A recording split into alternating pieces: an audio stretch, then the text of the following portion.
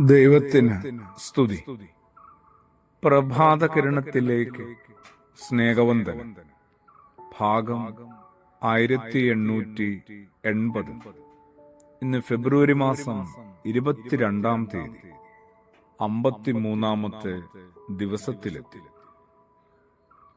33-ാമത്തെ വയസ്സിലാണ് ക്രിസ്തുയേശു ഭൂമിയോട് ആ ഒരു അർത്ഥത്തിൽ യാത്ര പറഞ്ഞു. എല്ലാം പൂർത്തിയായെന്ന് കൃത്യമായി കുരിശിൽ ഓർമ്മപ്പെടുത്തിയത്. എങ്ങനെയാണ് ഈ കാലം കൊണ്ട് എല്ലാം പൂർത്തിയായെന്ന് ഒരാൾക്ക് പറയാൻ പറ്റില്ല. നമ്മൾ 33 കഴിഞ്ഞ് അതിന്റെ ഇരട്ടി 66-ലെത്തിയാലും ഒന്നും തുടങ്ങിയിട്ട് പോലുമില്ല എന്ന ആർത്തിയിലും പരവേശത്തിലും ഓട്ടത്തിലുമാണ്. എല്ലാത്തിനും ഒരു അവസാനമുണ്ട് എന്നത് നമ്മളെപ്പോഴും മറന്നുപോയി. ഒരിക്കലും അവസാനിക്കാതിരിക്കുന്നു എന്നതിലല്ല, എത്ര നന്നായി ഓരോന്നും നമുക്ക് അവസാനിപ്പിക്കാൻ കഴിയുന്നു എന്നതിലാണ് കുറെ കൂടി ശ്രദ്ധ വെക്കേണ്ടത്.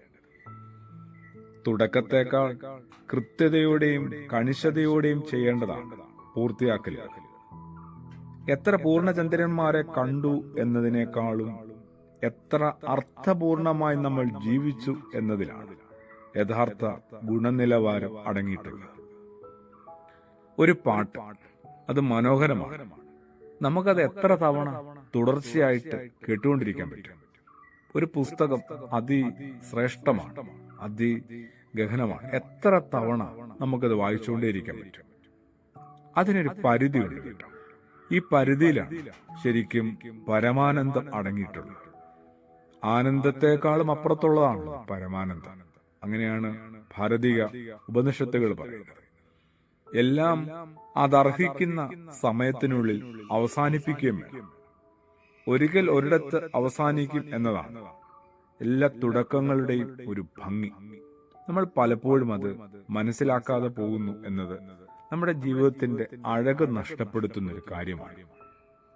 നിലവിലുള്ള പലതും അവസാനിക്കുന്നതാണ് പുതിയ പല തുടക്കങ്ങൾക്കും കാരണമാകുന്നതെന്നും നമ്മൾ മനസ്സിലാക്കണം.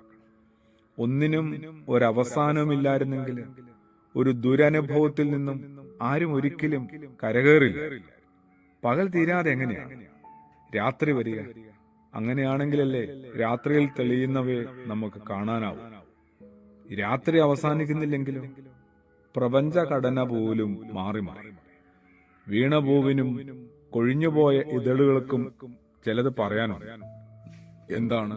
ഓരോ അവസാനവും മറ്റൊരു വലിയ തുടക്കമാണ്. ക്രിസ്തുയേശുവിനെ പോലെ എല്ലാം പൂർത്തിയായ സംതൃപ്തമായ മനസ്സോടുകൂടി പറഞ്ഞ് കടന്നു പോകാനായിട്ട് നമ്മളും പഠിക്കേണ്ടിയിരിക്കും, പരിശീലിക്കേണ്ടിയിരിക്കും, അതിനായി പ്രാർത്ഥിക്കേണ്ടിയിരിക്കും. ആമേൻ.